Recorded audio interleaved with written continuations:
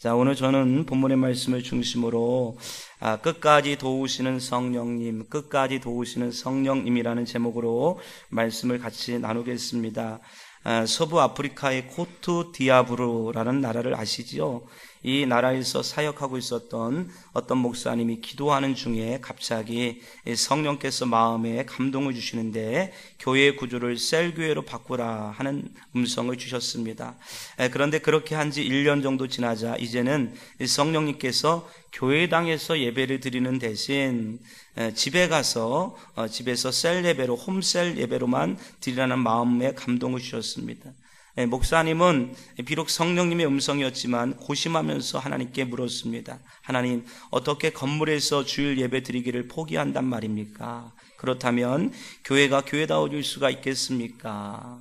그리고 집에서 예배 드린다면 담임 목사인 제 역할이 뭐가 되겠습니까? 그러자 하나님이 이렇게 말씀하셨다고 합니다. 너는 양들을 위해 중보 기도만 해라. 결국 목사님은 적지 않은 반발과 본인 자신의 또 여러 가지 회의에도 불구하고 내 안에서 성령님이 무엇인가 말씀하실 때 그 말씀에 순종하기만 하면 뭔가 하나님의 계획이 있겠구나라는 생각에 성령님의 음성에 순종하기로 결심하고 건물을 유치원 학교로 전환하면서 이렇게 홈셀 예배로 드리게 되었다고 합니다. 그렇게 한 지 꼭 3개월 만에 그 지역에 내전이 일어났고 많은 건물이 불에 타는 피해를 보게 되었다는 것입니다. 그러나 어린아이들이 다니던 이 학교 건물은 안전했고 내전이 끝난 후 그 지역을 돌보는 희망의 중심지이자 축복의 통로가 되었다고 합니다. 이 목사님은 대화 중에서 이렇게 얘기했다고 합니다. 저희는 2년이 넘는 시간 동안 순종이 세상의 무엇과도 바꿀 수 없는 귀한 축복이며 우리를 보호하시는 하늘의 능력임을 배우게 되었습니다. 순종은 가장 좋은 것입니다. 순종은 위대한 것입니다. 우리는 성령의 음성이 들릴 때 때로는 그것이 이해가 되지 않고 나의 상황 속에 맞지 아니하고 나의 물리적이고 재정적이고 나의 상식과 이성을 넘어설 때가 있지만 하나님의 생각은 나의 생각보다 크고 하나님의 계획은 나의 아이디어보다 위대하시고 하나님이 하신 일에는 다 계획과 뜻이 있다. 그러므로 순종에게 대한 기독교 위대한 모토가 있어 우리는 이해됨으로 순종하지 않고 순종해보면 이해할 수가 있다. 여러분, 신앙생활은 끊임없이 내 안에서 역사하시는 성령님과의 대화며 인격적인 교제이며 그분의 음성에 반응하는가, 어떻게 반응하는가가 신앙생활의 여러분 중요한 본질이 되는 것입니다. 오늘 우리는 우리 자신에게 질문해야 돼요. 나는 지난 일주일 동안 또는 지난 한 해 동안 주의 음성을 듣고 살았는가? 아니요, 목사님, 저는 인터넷 방송을 들었습니다. 저는 CTS를 들었습니다. 아니요, 그것 말고요. 누군가의 음성을 들려주는 그분의 주님 말고요. 여러분의 음성 속에 나에게 말씀하시는 나의 주님의 음성을 들었는가? 아멘. 그리고 나는 그분의 음성에 순종했는가? 이것이 신앙생활의 축복이 될 줄로 믿습니다. 우리는 우리 영 속에 성령님이 거하고 계시다는 사실을 알게 되었습니다. 일대의 제자 양육을 하면서 우리가 어떤 아버지의 자녀인 것과 그 아버지와 교제하는 것들은 틀리다. 신앙생활을 분별할 수 있는 좋은 단어는 관계라는 단어와 여러분 교제라는 단어가 있다는 것입니다. 제가 알고 있는 청년은 저쪽 서산 쪽에 아버지가 큰 돼지, 소 이런 농장을 하는데 자산이 수백억 대의 자산이 있다는 것입니다. 그런데 어느 날 이 아들이 이 아버지의 말을 너무 안 들어요. 그러니까 아버지가 네 마음대로 살아라. 그러면 네가 살고 싶으면 아버지를 떠나서 네 마음대로 살아라. 그리고 카드 뺏기고 차키 뺏기고 모든 걸 다 뺏기고 여러분 용인 와서 사는데 거지처럼 살아가요. 아버지는 재벌이에요. 그런데 아들은 거지예요. 아들과 아버지라고 하는 릴레이션, 관계는 있어요. 문제는 뭘까요? 아버지와 아들로서의 펠로우십, 교제가 없기 때문에 그렇다는 거예요. 오늘 여러분 우리가 질문해야 될 것은 뭐냐 그러면 내가 하나님의 자녀인가도 중요하지만 내가 하나님의 자녀로서 아버지와 교제하고 살아가는가가 너무나 중요하다는 거예요. 여러분이 이 예수랑교회를 다니는 것도 중요하지만 예수랑교회 몸의 지체로서 어떤 교제를 맺고 살아가는가 이게 중요하다는 거예요. 주님, 저는 관계만 있는 아버지와 아들의 관계가 아니고 실제로 아버지와 친밀한 교제를 이룰 수 있는 그런 주님과의 관계가 되게 도와 주옵소서. 여러분, 이런 은혜가 있게 되시기를 주님의 이름으로 축원합니다. 로마서 8장은 여러분 구원을 다루고 있는데 이 구원 중에서도 수준 높고 차원 높은 구원을 다루고 있는 것들을 볼 수가 있습니다. 23절의 말씀을 다 같이 읽겠습니다. 시작. 그뿐 아니라 또한 우리 곧 성령의 처음 익은 열매를 받은 우리까지도 속으로 탄식하여 양자될 것 곧 우리 몸의 속량을 기다리느니라. 여러 단어가 있지만 여러분이 여기서 몸의 속량이라고 하는 단어에 밑줄을 그으실 필요가 있다는 것입니다. 속량이라고 하는 단어는 죄 사함을 받았다 또는 대속을 받았다, 용서를 받았다, 구원을 얻었다라는 의미가 있습니다. 우리는 이 속량이라고 하는 단어를 죄악 가운데 죽을 수밖에 없었던 우리를 위해서 예수 그리스도께서 이 땅에 오시고 누구든지 그 예수 그리스도를 믿으면 속량을 받고 속량 곧 죄 사함을 얻고 하나님의 자녀가 되어진다는 사실을 우리가 배우게 되었습니다. 근데 오늘 본문에 보니까 몸의 속량이라는 말씀이 있는 것입니다. 몸의 속량이 있다. 여러분 아마 여기 계신 분들은 지금 로마서를 잘 따라오신 분들은 우리 구원이 단지 예수 믿으면 구원받는다. 여기서 만족하지 아니하고 구원의 단계가 있음을 알게 되었다는 것입니다. 우리 영이 죄를 지음으로 죽었었는데 이 죽은 영은 예수를 믿음으로 말미암아 구원을 얻게 되어진다는 거죠. 할렐루야. 그런데 우리가 경험하는 것은 뭐냐 그러면 예수를 믿어 구원을 얻었지만 여전히 우리의 내면 세계와 우리의 몸들은 실패하고 구원받지 않은 사람처럼 살고 있는 것들을 알게 되었다는 것입니다. 그래서 여러분 우리는 구원받았지만 여전히 생각과 감정과 몸속에서는 구원받지 못한 사람인 것처럼 주일에는 1시간 반짝거리지만 세상에는 무능력하고 연약하고 주님을 잃어가며 살아갈 때가 있다는 것입니다. 그렇기 때문에 로마서 8장은 이런 사망의 몸에서 누가 나를 건져낼 것인가? 인간의 힘으로는 안 된다는 것입니다. 기독교의 유명한 목사이면서 위대한 신학자였던 존 스토는 로마서 8장을 말하기를 로마서 8장은 우리 인생이 신앙생활을 하면서 전 인생을 살면서 되어지지 않는 부분 속에서 보혜사 성령님이 어떤 역할을 하시는지를 보여주고 있다. 8장 1절로 11절에 보면 이 성령님은 우리가 육신으로 율법을 지키거나 육신으로 하나님의 뜻대로 살아갈 수 없는데 우리 영 속에 거하시는 성령님의 음성을 듣고 그분과 교제하고 그분의 능력으로 강건해지고 그분의 말씀에 순종하기 시작하면 우리가 육신의 한계를 이기고 영적으로 승리하는 삶을 살 수가 있다. 우리의 행위가 아닌 오직 믿음으로 영적인 구원을 이루었던 것처럼 우리가 이 거룩해져가는 이 성화의 단계도 우리 안에 내주하시는 성령님의 음성을 듣고 그분의 말씀에 순종할 때 우리는 성화를 이루어갈 수가 있다는 것입니다. 할렐루야. 이 부분을 말씀하고 있습니다. 그런데 여러분 우리는 종종 이런 생각을 하게 됩니다. 엄청나게 능력을 많이 받았던 엄청나게 하나님 앞에 귀하게 쓰임받았던 이런 믿음의 사람들 또는 목사님들이 영적으로 실패하는 육신적으로 실패하는 사건들을 보면서 어떻게 저 목사님이 저렇게 실패할 수가 있을까? 왜 그럴까요? 우리는 여전히 몸이기 때문에 그래요. 저분이 성령을 못 받았을까? 아니에요. 성령 충만을 못 받았을까? 아니에요. 성령 받고 성령의 충만을 받았지만 우리는 여전히 육신이기 때문에 그렇다는 거예요. 그렇기 때문에 오늘 우리가 겪게 되어지는 고통은 뭐냐 그러면 내 믿음과는 다른 나의 삶의 이중성을 보면서 우리가 고통스럽고 힘들어 한다는 거예요. 그렇기 때문에 예수를 진실로 믿고 성령 충만한 그리스도인들은 어떤 마음속에 소망이 있냐 그러면 하나님 제가 단 하루만이라도 주님과 온전히 동행하며 주의 말씀에 100% 순종하는 삶을 살기를 원합니다. 여러분 저는 실제적으로 그런 기도를 해봤습니다. 아무것도 필요가 없어요. 성령님으로 충만해지고 은혜로 충만해졌을 때 그 무엇도 구할 필요가 없어요. 그 정도로 만족하고 기쁨이 있어요. 그때 이렇게 기도한 거예요. 하나님 제가 단 하루만이라도 온전히 주님과 교제하고 주님 말씀에 100% 순종하는 삶을 살기를 원합니다. 이 여러분 완벽한 구원을 갖기를 원하는 소망이 있다는 것입니다. 이것을 가리켜 몸의 속량이라고 얘기하는데 여러분, 기독교의 정통 부활론은 뭐냐 그러면 인간이 죽으면 몸은 어디로 갑니까? 흙으로, 더 정확히 얘기하면 더스트, 먼지로 만들어졌던 인간은 여러분 흙으로 돌아가게 됩니다. 그런데 영혼은 하나님의 생명이기 때문에 영원히 죽지 않죠. 하나님은 영원하신 분이죠. 그렇기 때문에 영혼은 하나님께 돌아가잖아요. 할렐루야. 짐승은 혼이 있지만 짐승은 영이 없기 때문에 죽으면 끝이지만 인간은 영원한 하나님의 생명을 받았기 때문에 주님 오시는 그날에 우리의 영혼과 몸이 합체가 돼요. 할렐루야. 주님의 부활의 몸이 되는데 이거를 가리켜 부활체라고 얘기하게 되고, 우리가 여러분 아프잖아요. 힘들잖아요. 병이 들잖아요.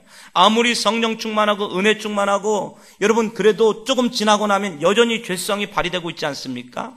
그런데 부활의 몸이 되어지면 아프지도 않고 병들지도 않고 죄를 짓도 않고 영원한 주님의 몸이 되어진다.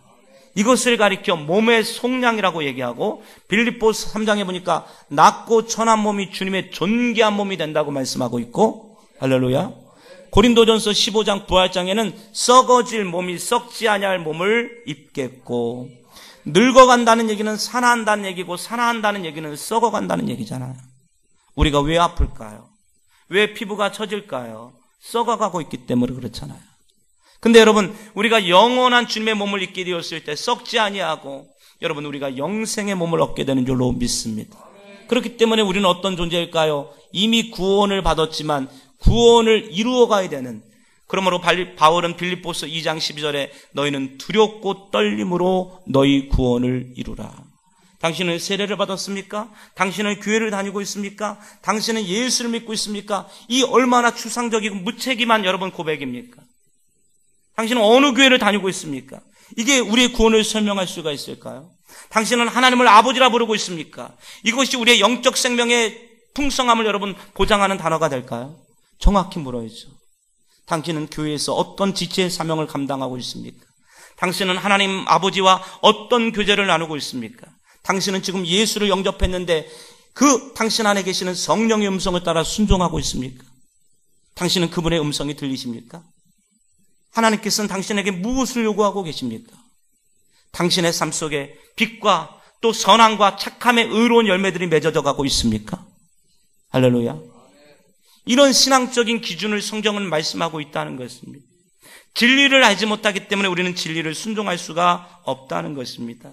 성령은 우리의 전 인생, 여러분 우리가 예수를 영접할 때부터 시작하여 우리가 주님의 이 부활의 몸, 영광스러운 몸을 입을 때까지 우리의 모든 인생을 여러분 함께 하시고 동반하시고 도우신다는 거예요. 이 성령님을 가리켜 예수님께서는, 여러분 하나님은 위에 계시는 분 아니셨습니까? 위에 계셔서 온 세상을 통치하고 창조하고 보존하십니다. 예수님은 with us, 우리와 함께 하시는 예수님이잖아요. 인간이 인간의 힘으로는 구원을 얻을 수 없기 때문에 이 땅 위에 인간의 몸을 입고 오셔서 예수님이 어떻게 기도하고 하나님과 어떻게 교제하고 어떻게 인간이 죄악을 이기는지를 직접 보여주시고, 그분이 인간이 되어 대표적으로 죽으심으로 인간의 모든 구원을 완성해 주셨고, 그런데 예수님께서 승천하시면서 내가 보혜사 성령을 보내주겠다. 영이신 하나님, 성부 하나님, 성자 예수님, 성령 예수님은 똑같은 하나님이시지만 인간의 이성을 넘어서기 때문에 우리의 이해를 넘어섭니다. 그러나 그 성령님은 영이신 하나님이시기 때문에 여러분의 영 속에 거하여 주신다는 거예요. 어떤 장로님이 목사님에게 그랬어요. 목사님 말도 안 돼요. 성령님이 목사님 마음속에도 계시고 우리 김집사 마음에도 계시고 또 김권사 마음에도 계시고 성령님이 왔다 갔다 피곤하시겠습니다. 이거 어떻게 하면 좋습니까?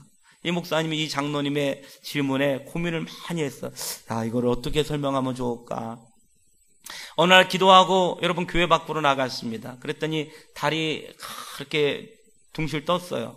달이 하나인데 보니까 김 씨의 논에도 달이 고여 있고 그 다음에 박 씨 논에도 달이 있고 또 윤 씨 논에도 달이 있고 달이 다 있는 거예요. 이때 이 목사님이 그랬어요. 장로님 보세요. 달은 하나지만 김 씨 논에도 윤 씨 논에도 박 씨 논에도 이 달이 들어있는 것처럼 성령님은 한 분이시지만 제 마음속에도 성령님이 거하시고 장로님 영 속에도 성령이 거하시고, 할렐루야. 우리 마음 속에 성령님이 거하신다는 얘기는 우리 영 속에 성령님이 거하신다는 거예요. 파라 위드예요. 예수랑 할 때 랑자가 위드 지저스예요. 예수님과 함께하는 교회라는 뜻이에요. 할렐루야. 러브 지저스, 예수님의 사랑을 나누는 교회라는 뜻입니다. 예수를 자랑하고 예수 때문에 명랑한 교회. 근데 여러분, 이 성령님 파라클레이토스, 이 얘기는 뭐냐 그러면 우리와 함께 하시는 성령님이란 뜻이에요. 성령님이 우리 인생에 오셔서 우리를 영원히 떠나가지 아니하시고 함께 하실 줄로 믿습니다. 그분을 변호사라고 얘기합니다. 그분을 인생의 동반자, 그분을 때로는 119. 할렐루야. 숨 넘어갈 때 누가 오세요? 성령님이 오시고. 막 너무 화가 나서 열받아 죽을 때 누가 오세요? 성령님이 오시고. 할렐루야. 가끔씩 여러분 너무 기가 막히고 힘들면 가슴이 숨이 안 쉬어져요. 전 숨이 안 쉬어본 경험이 있습니다. 어머니가 돌아가시고 하도 많이 울었더니 숨이 안 쉬어져요. 죽을 뻔했어요. 이러다 죽는 거구나. 근데 어떤 인터넷 기사를 보니까 숨이 안 쉬어질 때는 119를 불러야 되는데 부르기 전에 죽을 수가 있어요. 그때 뭐를 하냐고 이럴 때 기침을 하래요. 기침을 숨이 안 쉬어질 때 한번 해보시겠습니다. 시작. 제가 그래서 그렇게 약하게 하시면 연화장에서 만나게 된다고 이렇게 말씀드렸는데, 그래서 제가 이 문자 메시지를 받았어요. 혼자 숨이 안 쉬어질 때 기침을 크게 하라는 거예요. 할렐루야. 이 얘기를 왜 했을까요? 왜 그러냐면 오래 사셔야 되기 때문에. 옆 사람하고 인사하겠습니다. 오래 사세요. 너무 전도를 조금 했잖아요. 시작. 아멘. 너무 전도 조금 하고 이게 천국 가시면 안 되기 때문에. 근데 이게 119잖아요. 그러니까 성령님은 우리가 힘들 때, 아플 때, 괴로울 때, 가슴이 답답할 때, 여러분 인생에 누가 있을까요? 혼자 있을 때 아무도 없잖아요. 성령님 뭐라고 말씀하십니까? 나는 너를 결코 고와 같이 버려두지 아니하며 내가 영원히 너희와 함께 하리라. 여러분 기도를 잘하시는 비결은 딱 앉으셔서 성령님 저희의 기도를 이끌어 주세요. 찬송을 잘하는 비결은 성령님 저에게 찬양의 영을 도와여 주세요. 저는 뒤에 앉아 있다가 성령님 설교 대신해 주세요. 할렐루야. 모든 인생 속에서 이 도우시는 성령님을 의지하고 의탁하고. 아멘. 어느 회인가 예수랑교회 가운데 성령님은 가르쳐 주시면 또 물어보면 가르쳐 주잖아요. 집사님들이 막 시험에 들었어요. 추수감사절인데 점심에 뭐를 해먹을까 시험에 들었어요. 제가 성령님은 별걸 다 가르쳐 주시기 때문에 기도하고 가르쳐 드리겠습니다. 그리고 진짜 그때 충만할 때거든요. 새벽에 기도할 것도 없으니 아버지 추수감사절에 해먹을 메뉴를 가르쳐 주시옵소서. 그랬더니 주님 바쁘시긴데 뭐 그것까지 물어보냐고. 근데 주님은 금방 하시잖아요. 그래서 받아 적으라. 제가 그렇게 응답을 받았다고요. 할렐루야. 또 이거 유튜브에 했더니 뭐 공격 들어오고 이상한 목사가 추수감사절에 음성을 들었다 그러는데, 그래서 제가 여러분 소 불고기, 아멘, 그리고 나물, 잡채 이런 거 딱 하고. 근데 우리 교회 굉장히 뺀질뺀질한 집사님이, 이런 얘기 하면 되는데, 교회를 약간 문화생활로 즐기시는 집사님이 계셨어요. 근데 그분은 늘 조심스러워. 그래서 제가 그분한테는 가끔씩 교회 오면 너무 자주 오시면 안 됩니다. 이렇게 지금이라도 와주시니 감사합니다. 이렇게 인사했는데, 이분은 제가 툭 하면 이제 교회 나갈 생각을 하는 거예요. 울고 싶은데 목사님이 짜게 한 대 때려주기를 바라려고 이렇게 탁 이러고 있는데, 성령님께서 그래. 그 집사한테 포도를 사오라고 그래라. 제가 주님께 물어봐. 주님, 포도를 제가 사다 준 적도 있거든요. 꼬시려고. 근데 사다 줘도 지금 나올까 안 나올까를 생각하는데, 포도 사오라 그러면 시험 들어갖고 안 나올 겁니다. 그래서 성령님께서 제 마음속에 사오라 그래라. 제가 신앙생활 해보니까요, 내 생각이 있고 여러 의견이 있어도 성령님의 음성에 순종하면 반드시 응답이 있습니다. 그래가지고 그분에게 전화를 했어요. 저 요번 그 추수감사절에 포도 한 박스 사오시면 안 될까요? 알겠습니다. 그러니 포도 한 박스를 사오셨는데 그날 예배를 그렇게 은혜롭게 드리더라고요. 할렐루야. 여러분, 인생을 살면서 우리는 미래를 알지 못하잖아요. 우리는 내 자신을 추스리지 못하잖아요. 그러나 성령님은 하나님이시기 때문에 인생의 미래를 알고 사람의 가장 깊은 거를 알고 인생의 가장 좋은 대답을 알고 계시기 때문에 우리가 여러분 이 성령님을 의미하면서 기도하면서 인생의 모든 것들을 묻고 나누게 될 때 하나님이 우리의 삶들을 이끌어 주실 줄로 믿습니다. 몸의 구속이라고 하는 단어가 있는데 우리가 잘 알지 못하지만 구원에는 여러분 10가지 단계가 있습니다. 오늘 여러분 성경 말씀 보니까 29절을 보십시오. 하나님이 미리 아신 자들을 또한 그 아들의 형상을 본받게 하기 위하여 미리 정하셨으니, 미리 아셨다 그리고 미리 정하셨다, 이는 그로 많은 형제 중에서 맏아들이 되게 하려 하심이니라. 30절에 보니까 또 미리 정하신 그들을 또한 부르셨다. 그리고 부르신 그들을 또한 의롭다 하시고, 의롭다 하신다는 단어가 있습니다. 의롭다 하신 그들을 또한 영화롭게 하셨느니라. 이거를 여러분 성경 전체를 좀 통시적으로 보면서 정리해 보면 하나님이 구원받을 자를 미리 예정하셨다. 할렐루야. 선택할 자를 미리 아셨다는 거예요. 우리가 예수를 믿은 것 같았지만 하나님은 이 예수 믿을 자를 이미 아셨다. 그리고 이 예수 믿을 자를 아셨기 때문에 그들을 구원받을 자로 예정하셨다. 그리고 성경에 보니까 이들을 부르셨대잖아요. 콜링이라는 단어인데 성령께서 여러분 혼자 교회 나오신 것 같지만 아무리 설득하고 아무리 문을 두드려도 마음이 열리지 않는 사람이 있습니다. 저는 알았어요. 어느 순간 봤더니 아무리 전도해도 이분은 너무 바빠요. 그렇게 아파 죽겠는데도 인생 살면서 자기가 살면 살수록 더 손해고 고통인데도 불구하고 마음을 열지 않아요. 너무너무 전도를 해도 안 돼요. 근데 어떤 사람은 예수 믿으래요? 네. 그리고 오셔서 믿음이 막 생겨요. 제가 느낀 게 뭐냐 그러면 예수를 안 믿는 사람이 이상한 게 아니고 예수를 믿는 사람이 이상하다. 그걸 알았어요. 따라해 보실까요? 예수 안 믿는 사람이 이상한 것이 아니고 예수 믿는 사람이 이상하다. 그러니까 내가 상식적으로 믿을 수 있는 게 아니라는 거예요. 근데 성령님께서 어느 날 내 마음속에 감동을 주십니다. 교회에 왔는데 갑자기 찬양 속에 은혜가 있습니다. 기도 중에 눈물이 납니다. 마음속에 평강이 임합니다. 교회를 보면 왠지 가고 싶습니다. 이게 왜 그럴까요? 성령님께서 우리를 부르시기 때문에 그렇다는 것입니다. 여러분, 그런가 하면 중생을 하게 됩니다. 죽은 영을 살리시는 성령의 역사가 있습니다. 우리가 여러분 예수를 믿게 되어지는 것도 내가 믿는 것이 아니고 성령께서 우리로 하여금 예수를 믿을 수 있도록 영접할 수 있도록 감화 감동의 역사가 있다는 거예요. 왜 새벽 기도가 작정될까요? 왜 욕을 끊고 싶을까요? 왜 주일이면 교회를 오고 싶을까요? 왜 성경을 읽고 싶을까요? 성령께서 여러분 외적으로 작용해 주시기 때문에 그렇다는 것입니다. 중생한 다음에 회심의 역사가 있습니다.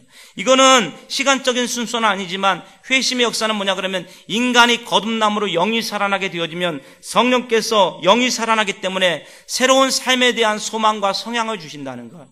이렇게 살면 안 되겠는데, 주님이 원하시는 삶을 살아야 되겠는데, 이 회심의 사건이 있게 된다는 것입니다. 그리고 칭의가 있습니다. 우리가 예수를 믿을 때 실제적으로는 아니지만 법적으로 의롭다 칭해 주시게 됩니다. 양자가 됩니다. 관계적으로는 하나님의 자녀가 되고 법적으로는 하나님의 상속권을 얻게 된다는 것입니다. 그리고 성령께서 우리 영속에 거하심으로 그분의 음성을 들려주시고 말씀을 깨닫게 해주시고 찬양 중에 은혜를 주시고 기도할 때 기도의 문을 열어주시고 방언을 주시고 성령께서 우리로 하여금 신앙생활을 되게 만들어 주신다는 거예요. 그렇기 때문에 신앙생활은 어떤 의미 가운데 한다기보다도 되어지는 측면이 있다는 것입니다. 도우시는 성령님이 있다는 것입니다. 그리고 마지막까지 우리를 영화롭게 만들어 주신다는 것입니다. 그렇기 때문에 오늘 본문의 말씀 보니까 성령님께서 우리가 예수를 믿어 중생하여 영화의 단계에 이를 때까지 성령이 우리를 떠나가지 아니하시고 때로는 가르쳐 주시고 감화 감동해 주시고 우리 속에서 눈물로 기도해 주시고 우리와 함께 해주시면서 여러분 우리를 떠나가지 아니하시고 끝까지 함께 주신다는 사실입니다. 공사장 인부였던 켈빈 헌터라고 하는 사람이 있었는데 마약에 빠져 직장에서 쫓겨나고 가족을 어려움에 빠뜨렸습니다. 아내 미리암의 요청으로 그녀가 속한 교회 성도들은 켈빈을 위해서 열심히 중보기도했다고 합니다. 어느 날 집에서 혼자 잠을 자던 켈빈이 누군가의 울음소리를 듣고 일어났습니다. 자는데 막 울음소리가 들리는 것입니다. 그런데 집을 다 뒤졌지만 아무도 없는데 막 우는 소리가 막 들리는 것입니다. 견딜 수가 없었습니다. 그는 두려워서 잠에 들었지만 갑자기 자기가 죽을 수도 있다라고 하는 생각을 하게 되었습니다. 두려운 마음에 가족이 혹시 있을지 모르고 교회로 뛰쳐갔습니다. 교회에 들어서자 성도들이 눈물을 흘리며 간절히 기도하고 있는 모습을 볼 수가 있었습니다. 하나님, 켈빈이 어디에 있든지 그를 이곳으로 인도하여 주옵소서. 주님은 하실 수가 있습니다. 그를 죄에서 자유롭게 하여 주옵소서. 마약에 끊어지게 하여 주옵소서. 저의 인생을 새롭게 바꿔주시옵소서. 목사님을 중심으로 해서 모든 성도가 켈빈을 위해서 강력하게 중보하는 모습을 보게 되었습니다. 눈을 떴던 목사님이 켈빈이 교회에 와 있는 모습을 보면서 하나님 감사합니다. 예수님, 이렇게 켈빈이 주님 앞에 와 있습니다. 이 모습을 봤을 때 켈빈은 무릎을 꿇고 억제할 수 없는 울음을 터뜨리게 되었습니다. 예수님, 이렇게 죽기는 싫습니다. 주님이 필요합니다. 부디 내 삶에 들어오셔서 나를 자유롭게 하시옵소서. 나는 주님의 자녀가 되기를 원합니다. 할렐루야. 우리는 때때로 우리가 끊을 수 없습니다. 우리는 기도할 수 없습니다. 우리는 예수님 믿을 수가 없습니다. 성경도 내가 읽고 싶다고 읽어지는 게 아닙니다. 교회도 내가 오고 싶다고 와지는 것도 아닙니다. 기도도 내가 하고 싶다고 해지는 것도 아닙니다. 찬양도 내가 드리고 싶다고 드려지는 건 아닙니다. 여러분이 아무리 인간적으로 생각해도 성탄절에 교회 와야지, 아무리 생각해도 하나님의 성령께서 역사해 주시지 아니하시면 안 되는 것입니다. 그런데 이 성령님께서 걱정하지 말라. 내가 너를 알았고 내가 너를 미리 붙들었고 내가 너희 속에 있기 때문에 너를 영원히 끝까지 인도해 줄 거다.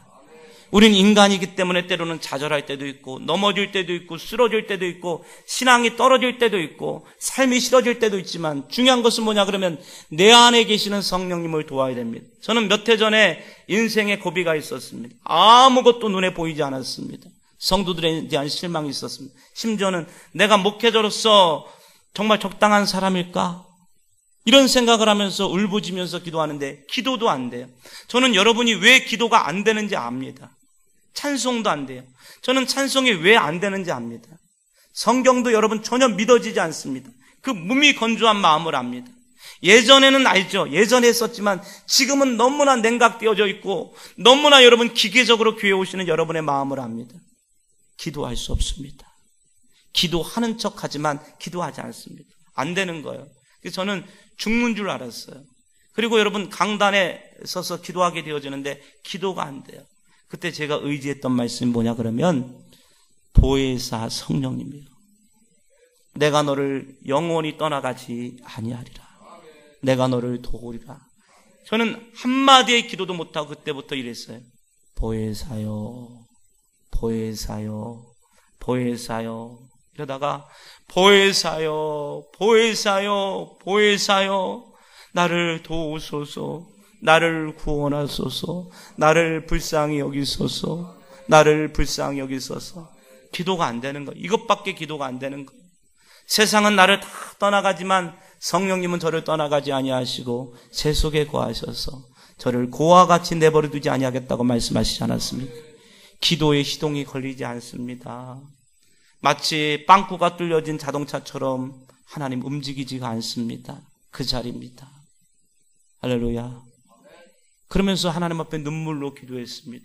그런데 여러분 시간이 지나가자 마음속에서 점점점 시동이 걸리고 아멘. 움직이지 않았던 여러분 이 바퀴에 바람이 차오르고 할렐루야. 찬양이 되고 기도가 되고 이러면 안 되겠다. 할렐루야.